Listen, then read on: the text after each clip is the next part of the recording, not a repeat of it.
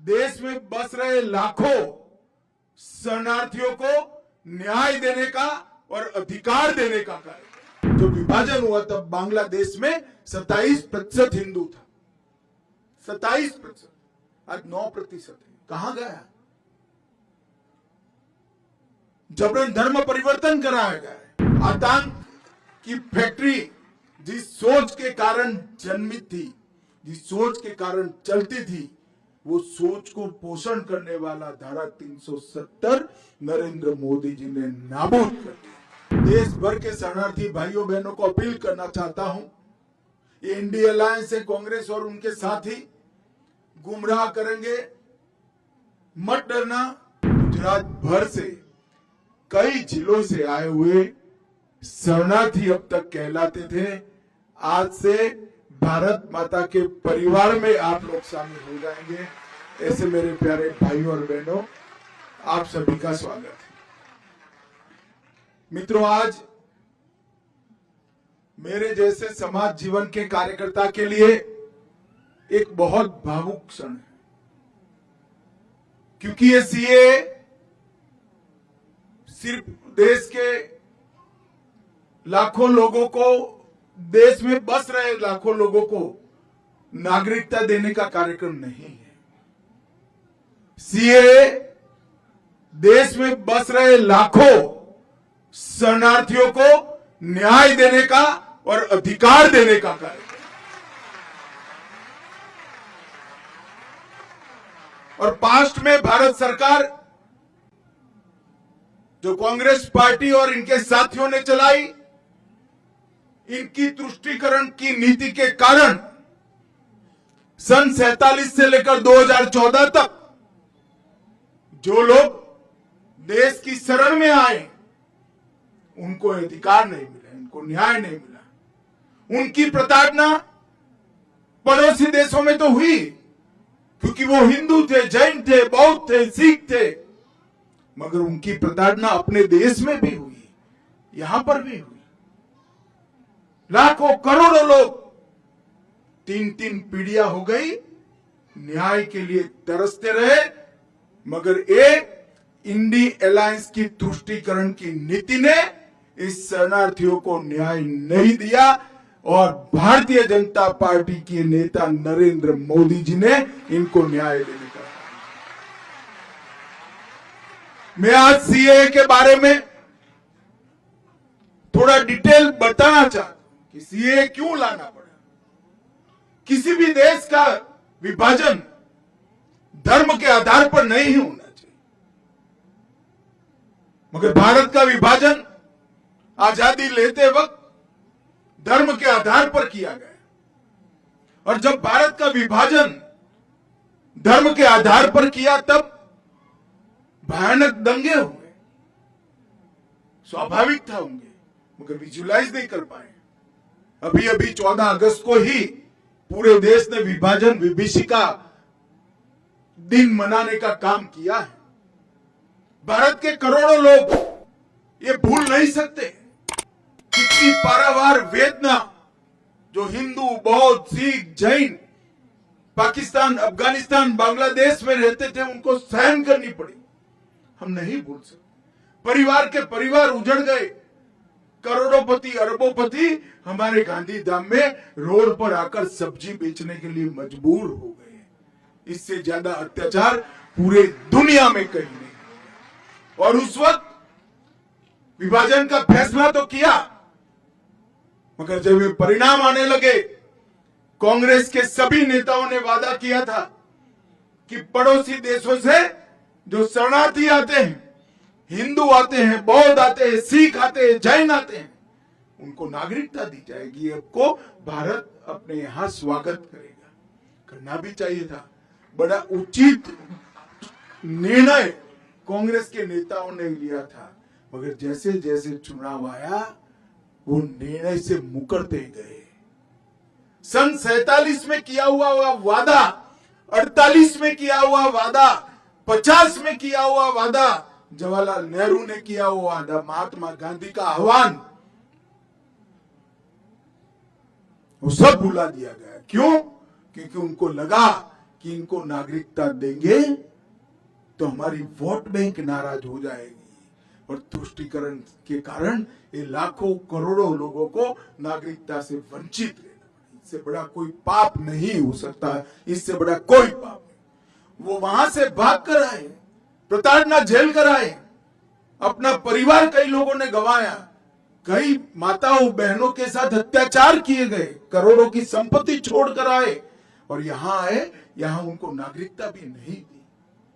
47 से मोदी जी प्रधानमंत्री बने तब तक 47 से 19 और 19 से 24 ये यात्रा इस देश का इतिहास हमेशा याद रखेगा। मैं आज इस मंच से जिन जिन लोगों ने सरकारें चलाई उनको पूछना चाहता हूं, क्या दोष था इन लोगों का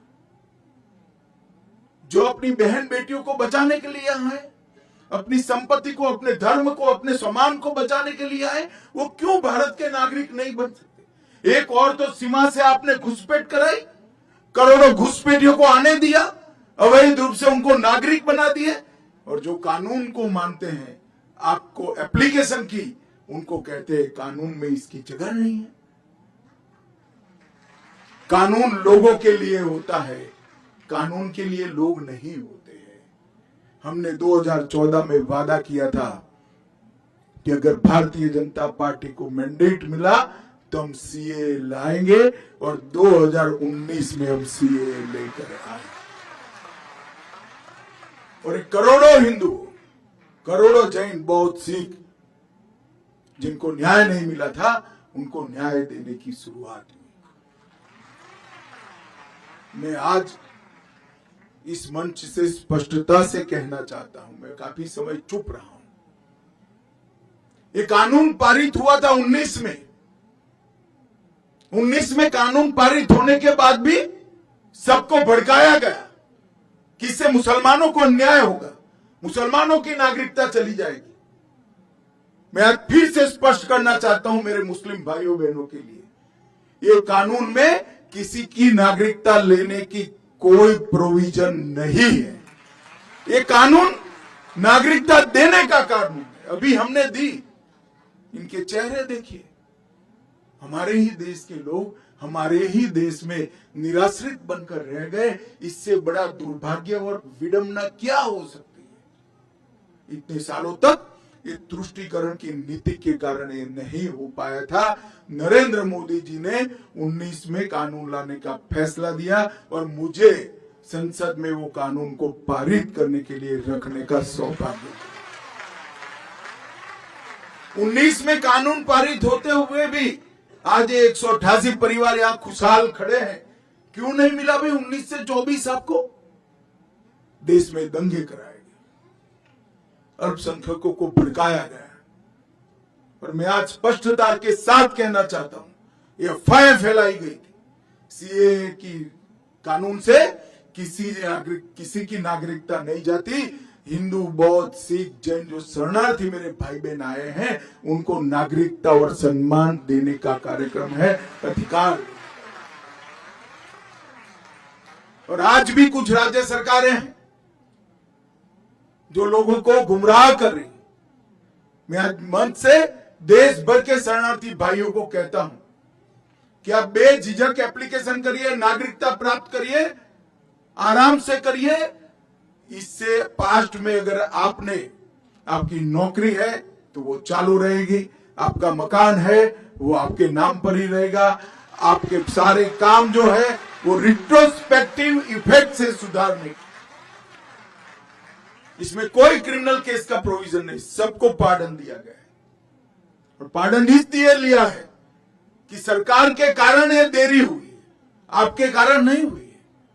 मैंने अभी बहन को पूछा कब आई आप, तो 95 में आई। 95 से अब तक किसने देरी की? वो तो तुरंत चाहती थी मैं भारत की नागरिक बनूं, मगर किसने नहीं बनने दिया? सरकार ने कहा। इसीलिए सिटीजनशिप अमेंडमेंट एक्ट लाना पड़ा। और आज मुझे बड़ा दिल में बहुत संतोष है कि मेरे ही राज्य में आज 188 परिवार मां भारती के परिवार बनकर, हमारे भाई बहन बनकर, हमारे साथ सम्मान के साथ। और मैं आज अपील करना चाहता हूं देश भर के शरणार्थी भाइयों बहनों को, कोई भी गुमराह करे, कोई भी पार्टी करे, मैं पार्टियों का नाम नहीं लेना चाहता, मगर आप मत मानिएगा। ये कानून आपको न्याय देने के लिए है। आपके साथ जो अत्याचार हुए हैं, इसकी क्षमा के साथ परिमार्जन के लिए आपको सम्मान देने का कानून है। जो विभाजन की विभीषिका को झेले हैं और बाद में भी जो वहां रहे, आज हमें पूछते थे संसद में मुझे विपक्ष के मित्र, क्यों ये कानून, क्यों ऐसा? मैं आज उनको कहना चाहता हूं, जो विभाजन हुआ तब बांग्लादेश में 27% हिंदू था, 27%, आज 9% है। कहां गया? जबरन धर्म परिवर्तन कराया गया है। 27% हिंदू था, या तो वो यहां आए, शरण में आए, या धर्म परिवर्तन कर। क्या उनको अपनी इच्छा के अनुसार अपने धर्मों में जीने का अधिकार नहीं है क्या? अगर पड़ोस के देश में अपने सम्मान के साथ जी नहीं सकते, हमारी शरण लेकर आते हैं, तो हम क्या करेंगे? हम मूक दर्शक बनकर बैठ नहीं सकते। ये नरेंद्र मोदी सरकार है, आपको न्याय मिलेगा और जरूर। और सालों से इस शरणार्थियों की मांग थी। 19 में मोदी जी ने अपनी दृढ़ राजनीतिक इच्छा शक्ति के कारण एक फैसला लिया, कानून पारित हुआ, आंदोलन हुए, कुछ जगह पे हिंसक घटनाएं भी हुई। जो हुआ हुआ, अंततोगत्वा 24 के चुनाव के पहले हमने रूल्स बनाकर अधिकार दे दिया और आज सर्टिफिकेट भी दे दिया आप लोगों को। आप सभी का हृदय से भारत माता की संतान है नाते इस देश में मैं स्वागत करता हूं और बड़े सम्मान के साथ आप जियोगे, इसका मैं विश्वास भी करता हूं।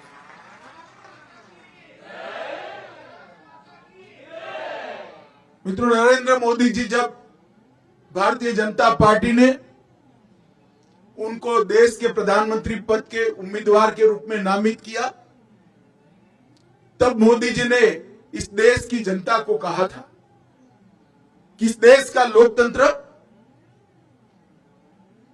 परिवारवाद से पीड़ित है, जातिवाद से पीड़ित है, तुष्टीकरण से पीड़ित है और भ्रष्टाचार से पीड़ित है। ये चारों नासुरों को नरेंद्र मोदी जी ने 10 साल में उखाड़ने के लिए अथक प्रयास किया। परिवारवाद के खिलाफ 15 अगस्त को उन्होंने घोषणा की, अपील की है। कैसे 1 लाख युवा राजनीति में जुड़े जिनके परिवार में से कोई राजनीति में नहीं, कोई राजनीति, ये अपील की है। और परिवारवादी पार्टियों को घोर पराजय भी देश की जनता ने घोर पराजय दिखाया है। भ्रष्टाचार के खिलाफ भी जंग किया, जातिवाद के खिलाफ भी किया। उन्होंने जातिवाद के नासूर को समाप्त करने के लिए 4 जातियां घोषित की, एक गरीब, एक महिला, एक युवा और एक किसान। ये 4 जातियों में ही पूरा देश बटा हुआ है और ये 4 जातियों को ही एक नए प्रकार की राजनीतिक फिलसफी उन्होंने देश के सामने रखी और उन्होंने तुष्टीकरण की राजनीति को भी तिलांजलि दे दी। इस देश के कई मसले ऐसे अटके पड़े थे। राम मंदिर का मसला अटका था 550 साल से, आज भव्य राम मंदिर अयोध्या में बनाने का काम पूरा है। औरंगजेब ने तोड़ा हुआ काशी विश्वनाथ का मंदिर फिर से बन गया। मोहम्मद बेगड़ा ने तोड़ा हुआ हमारा पावागढ़ के शक्तिपीठ का भी पुनरुद्धार। इस देश में ट्रिपल तलाक को समाप्त करने का काम भी नरेंद्र मोदी जी ने किया। आतंक की फैक्ट्री जिस सोच के कारण जन्मित थी, जिस सोच के कारण चलती थी, वो सोच को पोषण करने वाला धारा 370 नरेंद्र मोदी जी ने नाबूद कर दिया और करोड़ों हिंदू, सिख, बौद्ध, जैन भाइयों को जो अन्याय करने वाला, उनका अधिकार से वंचित रखने वाला कानून का संशोधन अटका था, वो सीएए का संशोधन भी नरेंद्र मोदी जी ने लाकर देश के अंदर एक न्याय का वादा।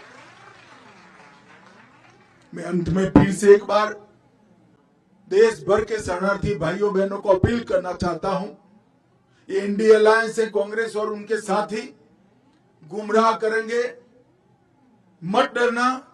मैं देश के गृह मंत्री के नाते कहता हूं, आप एप्लीकेशन कर दो, आपको न्याय मिलेगा, कोई कोर्ट केस नहीं। और ये तो उदाहरण है, 188 परिवार, कोई कोर्ट केस नहीं हुआ, नागरिक भी बन गए, उनके बच्चे एमएलए भी बनेंगे, सांसद भी बनेंगे, आईएएस भी।